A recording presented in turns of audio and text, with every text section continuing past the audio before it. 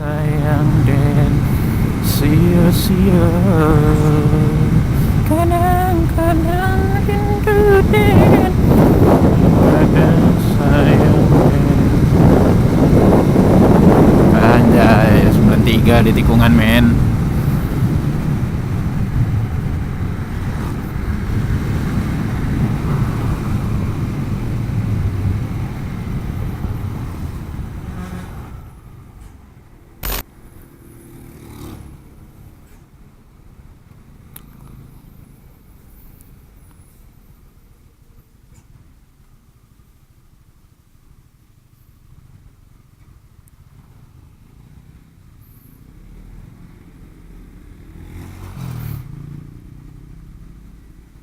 Yes, I know that.